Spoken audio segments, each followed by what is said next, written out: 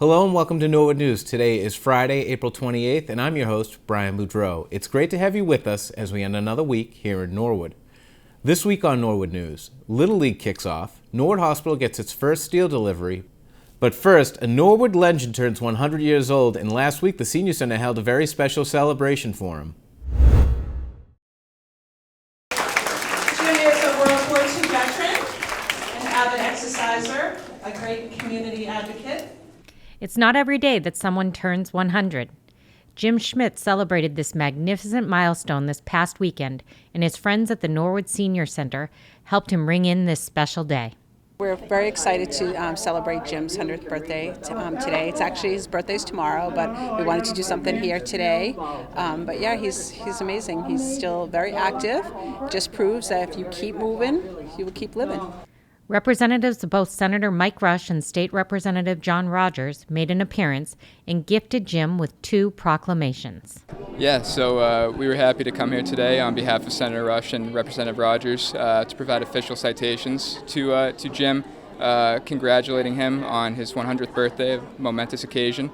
And those citations are official congratulations from the House and the Senate, signed by both Senator Rush and Representative Rogers, Senate President Karen Spilka, and Speaker Ron Mariano. After enjoying some cake, Jim reflected on his 100 years, discussing his time as a World War II veteran, filmmaking, and his time in Norwood. When I was a kid, like 10, 11, somewhere around there, for birthday they got me a Brownie Kodak movie camera.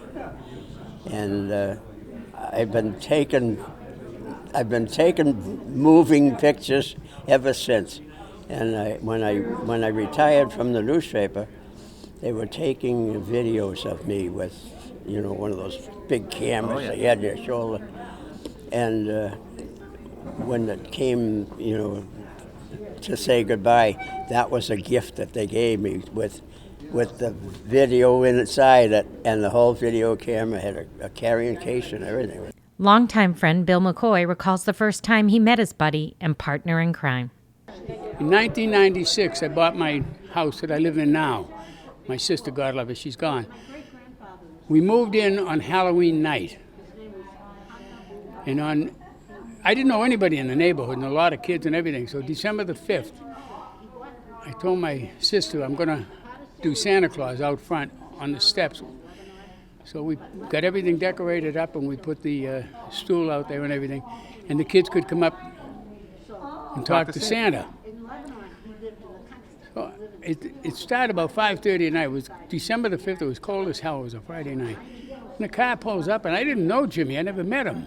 And he came in and he said, I'm from the cable. He said, I'm going to do a video on the Santa Claus and the kids. All right? And I said, sure. He got everything set up. And he comes up and he says, are you ready? I said, yeah. He says, I'm not. I said, what's the matter? I got to go home. I got to get a battery. The battery's dead. I said, where do you live? He said, up by St. Tim's. I said, don't bother. Don't worry about it. He went all the way home and got the battery and came back. Now, you know what Neponset Street is. It's like being in Boston. Come back half an hour, 45 minutes later, and did the program. And I never met him again until February of 2001 at the Legion at a dance. They introduced me. And since then, we've been like brothers. I mean, God love him. I mean, look, he's done so much for me with my music, too. So, I mean, you can't beat the guy. He doesn't know what no is. He really doesn't. But he's really, if somebody hasn't met him, they missed it. They missed the chance to have somebody. But what he's done, I mean, there's not one thing up here that hasn't been televised, whether it's bingo or dancing or people coming in for different things and recreation. He's done it all, and it's absolutely unbelievable. And like his pal Bill, Jim is so grateful for his friends and the people of Norwood. I'm just very thankful for all of this. These people, the people in Norwood are great. The town people, everybody is they're a thoughtful group of people that live here. This past Saturday, one of Norwood's long-standing traditions hit the streets from the Elks all the way through South Norwood to Kelly Field. Norwood Little League opening day parade and ceremonies kicked off the season last Saturday. Norwood Little League's president, Mike Kelly, is looking forward to the season.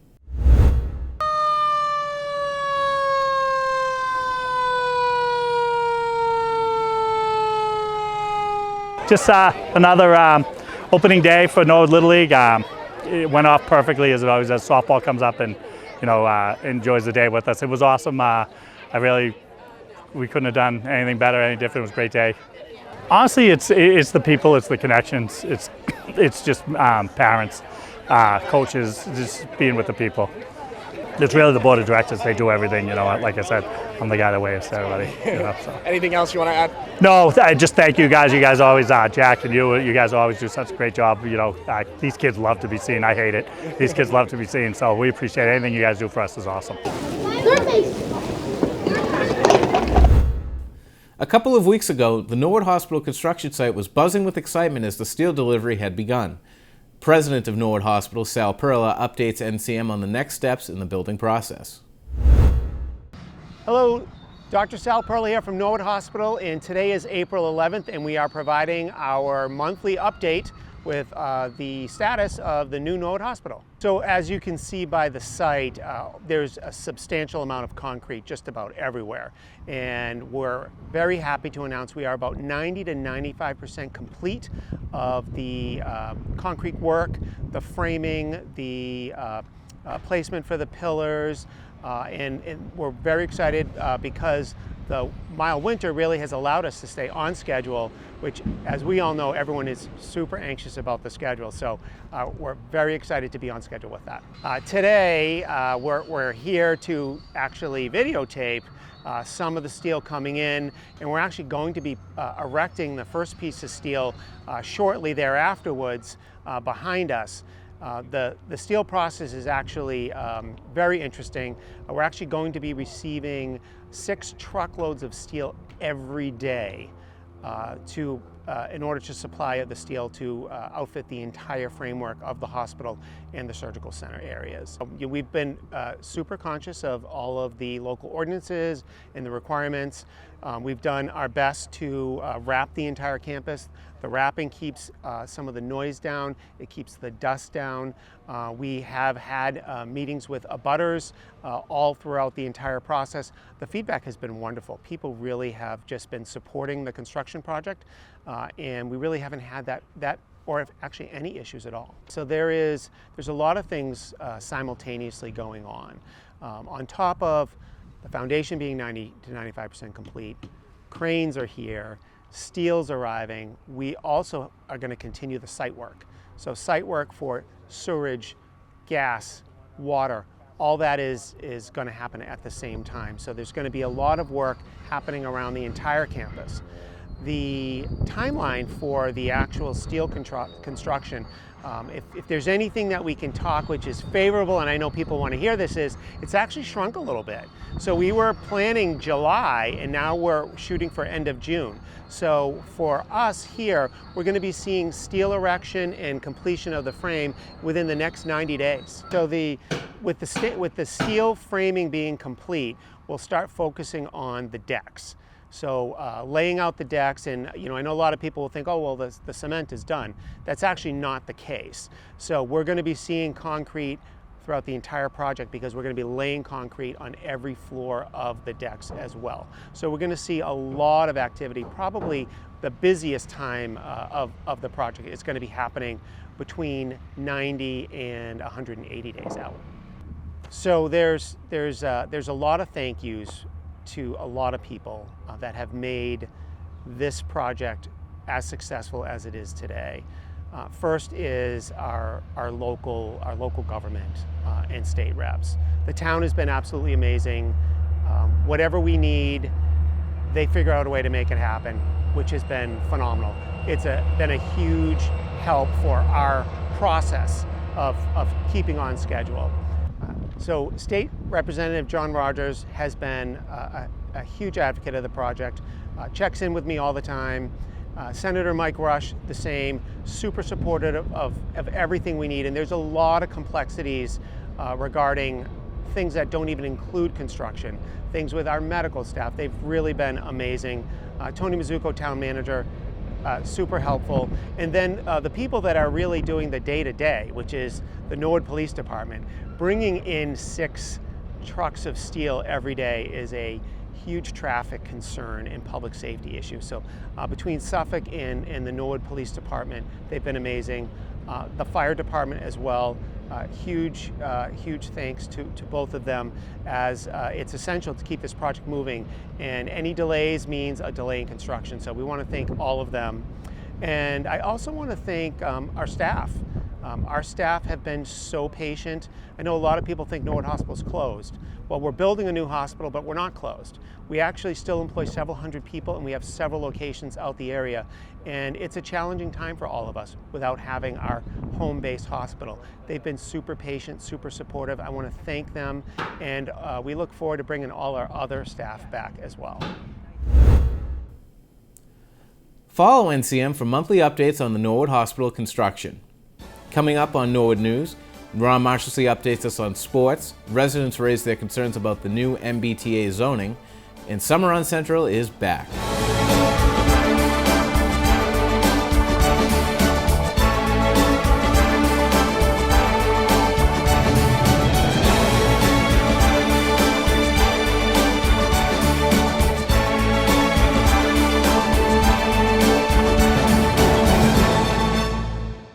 Norwood News is your home for all things Norwood.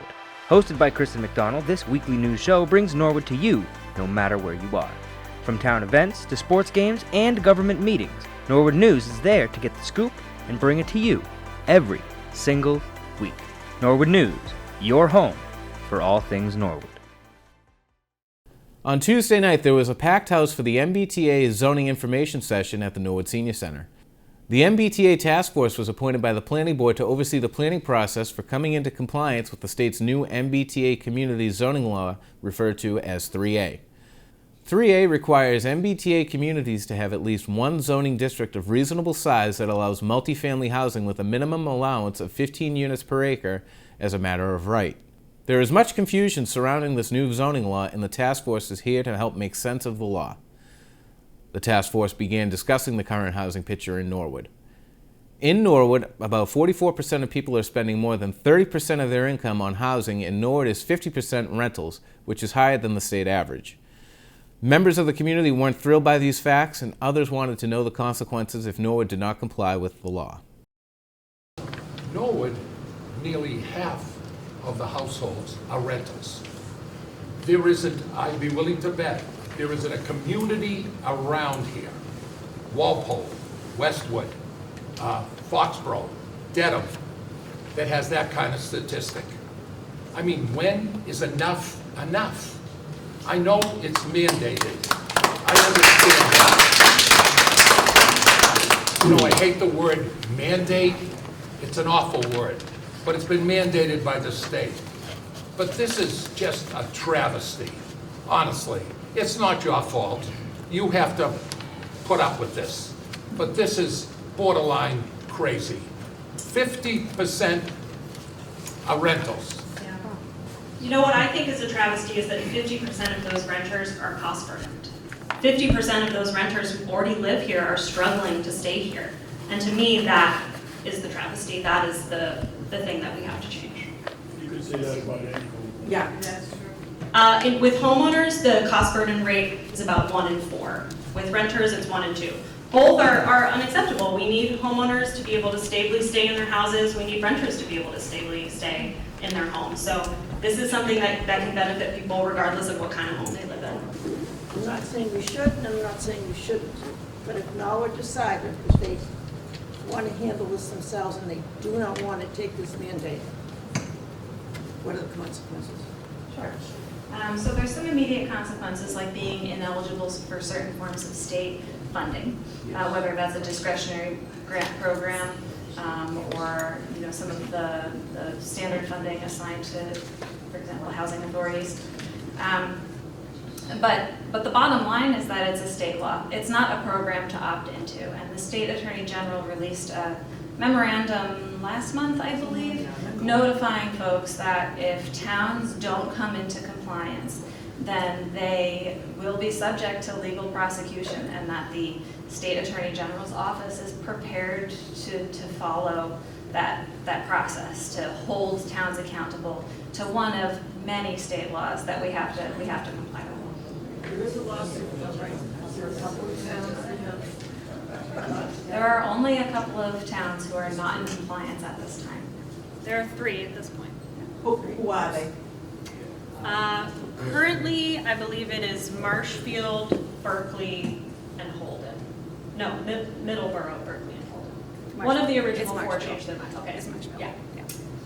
So yeah, some communities at this point are not in interim compliance, meaning they did not submit the action plan that was due in January of this year, and the immediate consequences of that is a 10% cut to their local housing authority budget.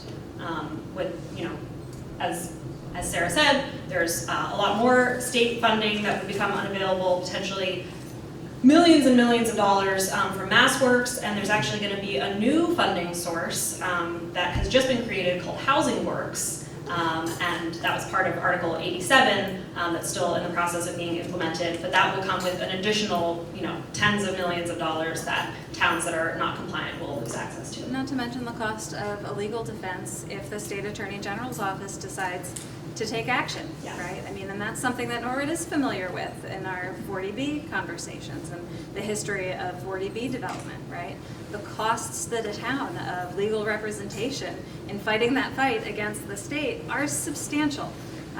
And so I guess what I'll leave you with is that I, as your town planner, I can't in good faith and conscience recommend to anybody in town that we not comply with state law.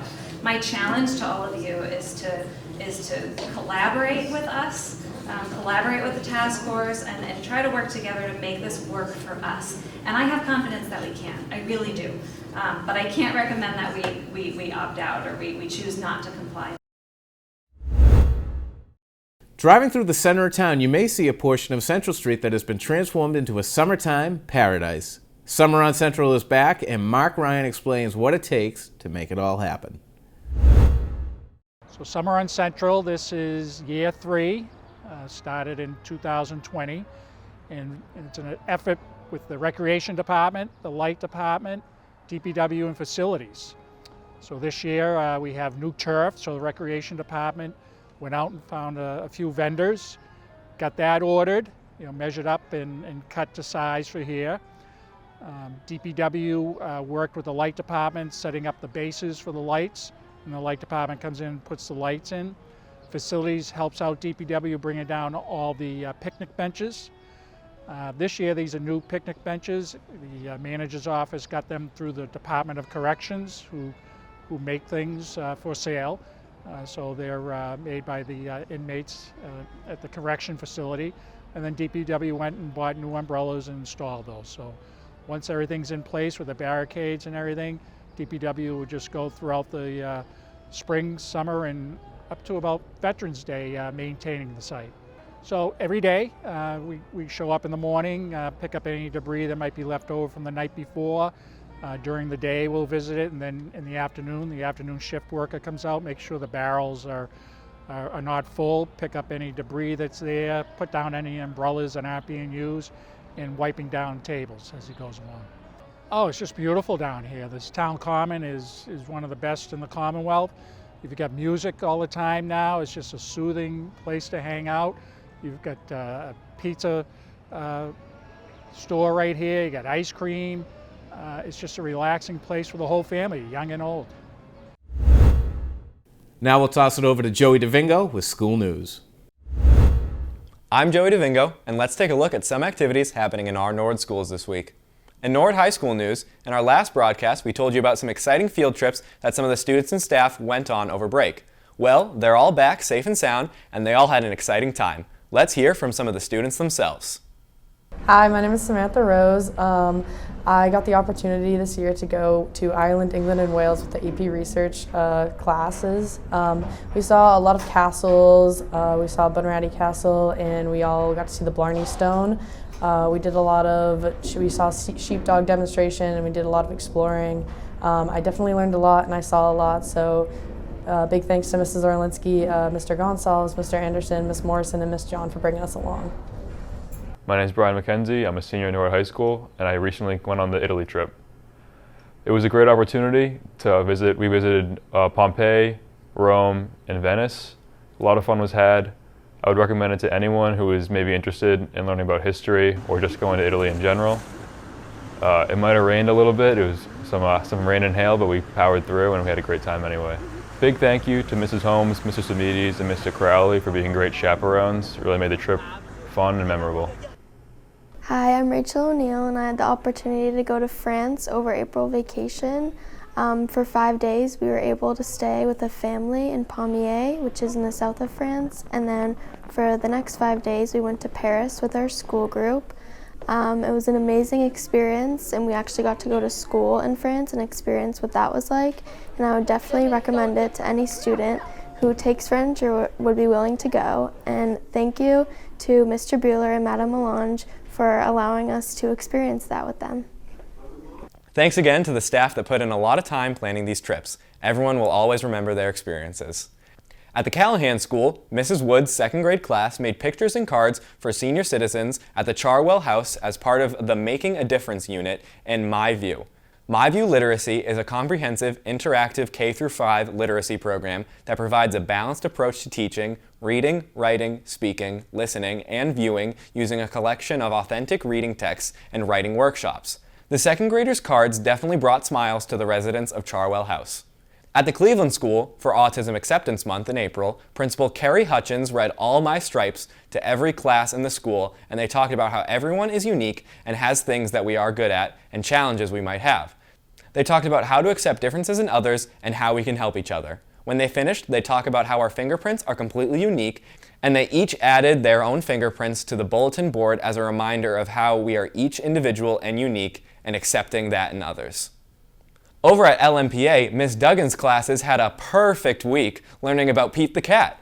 Pete the Cat helped students create some perfect paintings of him and also helped with their color recognition with a shoe hunt around the room and shape recognition by playing a button game. Students worked on their fine and gross motor skills by putting together a Pete the Cat puzzle and then playing hopscotch. From Pete the Cat freeze dances to working on following directions with Cupcake Party Game, students in Miss Duggan's class were keeping it cool. Students finished the week by reading Pete the Cat and the Magic Sunglasses, and even created their own magic sunglasses. Looking groovy, kids. Miss Duggan said the best part was having the students learn through all the fun books and activities that no matter what happens, you can keep going because it's all good.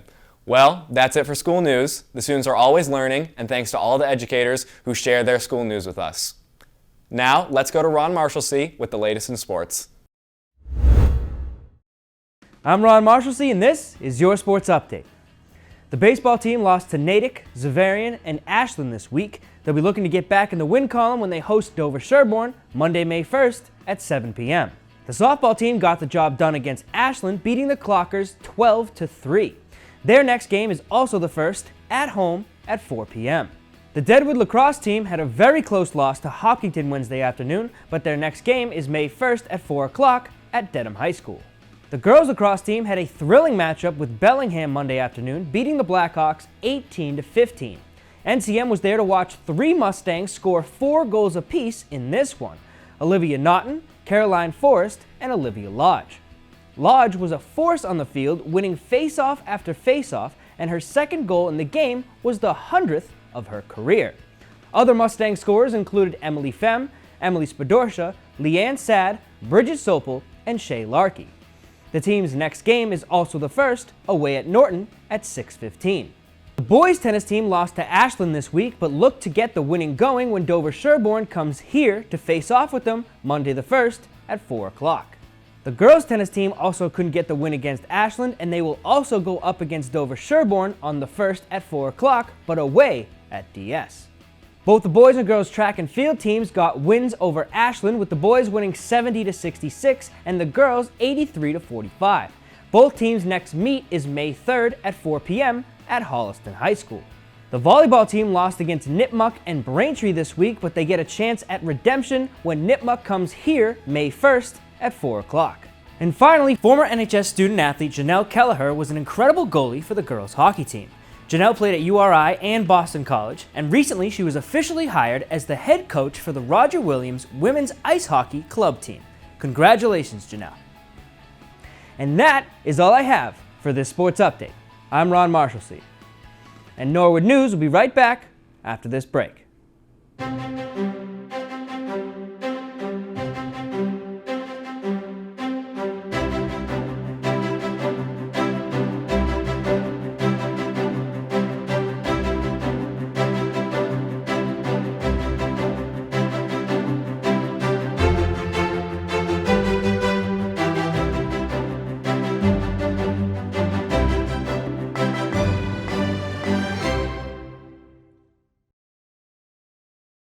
The Planning Board met Monday night to discuss and make recommendations on 3 citizen petition warrant articles proposing changes to the zoning of the Boston-Providence Highway District at the upcoming special town meeting.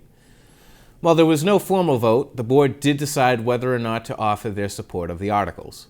The board did not support the proposed changes in Article 2, which would have rezoned the area to single residence rather than being part of the Boston-Providence Highway District. During the discussion of these articles, there were some concerns raised by residents during public comment. All right, opening up the meeting to public comments, sir. Name and address, please. Steve Brody, Devon Road. Now, I voted for this, and I'm ashamed I did. I feel I was bamboozled by the planning board. This area should not be part of the Boston-Providence Highway District. None of it at all. Now, I've driven down to the Ponset Street extension. I've seen the homes there. These homes are protected by the trees as you come down the circle. They need those trees there. The owner wants to cut them down. Now I'm going to vote for this change. I'm going to vote for all 3 of them. This has to be overturned at the Pentagast Circle. This is not right. Thank you. Ma'am, name and address, please. Ann Mackowitz, 24 Cross Street. Back in 1980, when Cross Street was rezoned, they allowed Willie Carlson to keep or put in an automotive business behind a residence. I abut on one side, Denny Hayes abuts on the other, Kevin Petowski, Hardeman is in the back. We have nothing but noise, grief, aggravation, and problems from those mechanics. It's non-stop noise, pneumatic tools, from 8 o'clock in the morning till 7 o'clock at night now, because the town changed the zoning, the bylaw as far as when the noise law takes in effect. Respectfully, does that pertain to this particular property? Yes, it does. Okay. I'm living what you're trying to vote on to these people by allowing businesses to go in that area. It's a nightmare. Constantly calling the building inspector because of bylaw violations that it takes them months to get down there and talk to the owners. And in the meantime, we suffer. Okay. 30 feet is not going to be a good buffer if somebody puts a mechanic's business in there or a loud noise business in there. Do the right thing for a change. Yes. Think about the residents instead of money from big business, which we're not getting in the town anyway. And there's been too much catering to that as far as I'm concerned, the 30 years that I've lived here, and not enough for the residents. In the end, the board did not endorse any of the rezoning articles on the special town meeting warrant. The Board of Health met at their regular 10:30 time on Tuesday, but not at their regular location. The board met at the Senior Center for this month's meeting, where they were given reports by the Animal Control Officer, the Environmental Health Inspector, and the Public Health Nurse. Towards the end of the meeting, during the director's update, Stacy Lane gave an additional update on tobacco and the company Juul. The Attorney General's office announced that with Juul, we won a multi-state settlement with Juul, for their kind of deceptive practices of targeting youth. The state of Massachusetts will receive $41 million of that. So, and how do we recover some? Was that something that's going to be dispersed amongst all the towns, or? They didn't announce that yet, but usually that's what happens. It'll probably go into the tobacco control program and support efforts that. So I do see individual claims, like when I go on my phone, I do see it on Instagram, individual claims to Juul. Not not certainly from this board, but it's and I read really carefully through it. They want to know where you bought it, when you bought it, and then submit it. So that comes out of that fund, right? Did you want to add something on the Jewel law resentment? Oh, you seemed like you wanted to. Okay. Yeah, so I just wanted to let you know So we about don't go after any money from, as a town? No, it's from the state. So From it's a the state. multi-state lawsuit. So all the states put in and got money for this. So we're going to get ours. It'll trickle down to us somehow, whether it's through the tobacco control education, program. It'll get out to the residents. This is just, there's conditions. So for instance, they have to refrain from any marketing that directly or indirectly targets youth, including they can't use anyone under the age of 35 in promotional materials. Excellent. They have to limit the number of retail and online sale purchases as that an individual can make. So there's limits to what you can purchase. Perform regular retail compliance checks at stores that sell Jewel products for at least 4 years. So they have to kind of police themselves. And I think some of the money that's coming back from Jewel is intended for printed material and things like that. Yes, education. Education. Tuesday night, the Board of Selectmen met with Jerry Hopcroft of the Stormwater Utility Committee. Mr. Hopcroft presented information regarding the current conditions of Norwood's drain and stormwater systems. The first flush event, so-called, is what we get when we have a long dry period, and then we get a sudden rainstorm, such as we had the last few days. A couple inches an hour rain will give you a lot of dirt and debris going into the stormwater and into the storm drains at the same time. So we want to try to minimize that. Catch basins are designed to try to catch some of that. They won't catch it all, but they'll certainly do a pretty good job too doing that. So that rainfall that we get and the extra polluted runoff can have a significant effect on the life of residents. The first effect is certainly the obvious issue of water damage from flooding.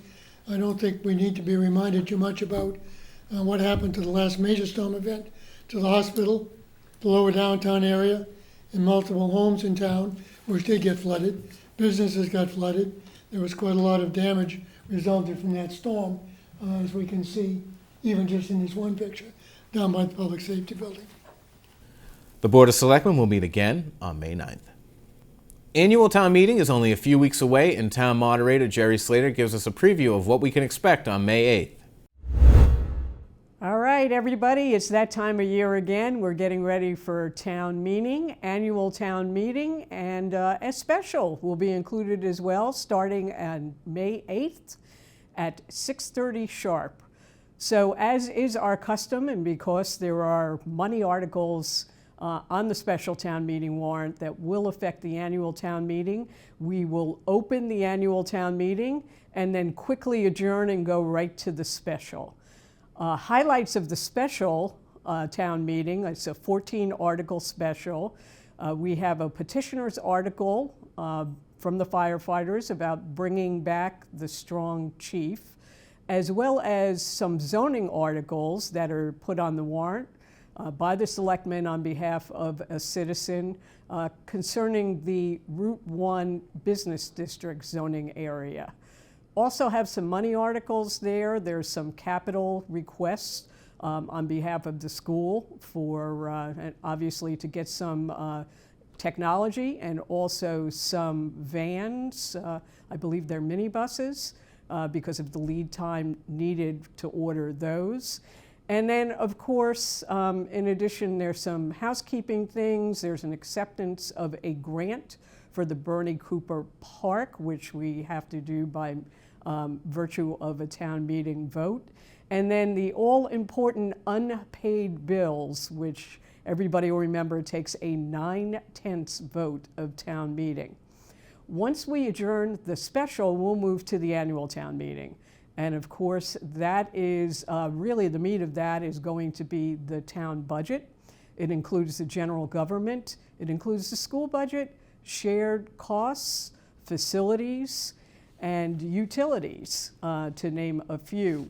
For town meeting members, budget books are available right now in the town clerk's office. And again, really important, in addition to studying your warrant and your yellow sheets, which have already been mailed, to definitely get a copy of the budget book. It's also online on the town website. But the budget book is, of course, your guide to all that we'll be discussing during annual town meeting. In addition to the town budget, or the annual budget, we'll also be hitting up the Community Preservation Act projects. Bunch of projects, actually I believe it's the last article on the warrant. Some are concerning the parish cemetery, big multi-phase project there. The Morse House, a couple of articles, a couple of motions that will be around that for funding that, and some things with the town manager's office, and also the Housing Authority has a request for CPA funding. So please remember, be on time. We will start promptly at 6:30. For folks who prefer, not town meeting members, we need you in the hall, but for folks who prefer to watch at home, NCM, as always, will be carrying town meeting live. And again, that's starting on May 8th at 6:30 p.m. See you then. Earth Week was celebrated globally April 14th through April 22nd this year. Last weekend, Norwood held its own Earth Day celebration, and the rain couldn't stop Norwood from celebrating. NCM talked with Laura Vates from the Massachusetts Master Gardener Association, who explains how important Earth Day is and some tips on sustainability. Earth Day is very important because it's a day where we can get out into the community and really encourage everyone to be sustainable, to think about ways that we can improve our planet, thinking about recycling, thinking about growing plants, thinking about doing practices that are sustainable, not only for us as humans, but we also want to sustain our forests, our nature, and all the wildlife that is here in our area. And one thing that I really want to encourage, what we practice, is using native plants. Many people have a lawn, many people have nice landscape, but native plants are actually a great way to support pollinators, bees, bring in butterflies, also to support the wildlife in our area. We can grow plants that support the birds and just allow us to have a better ecosystem, a better habitat, and you get the enjoyment of looking at some really nice plants. We encourage growing native plants, but we're also answering questions people have about gardening. This time of year, a lot of people are thinking about growing vegetable gardens.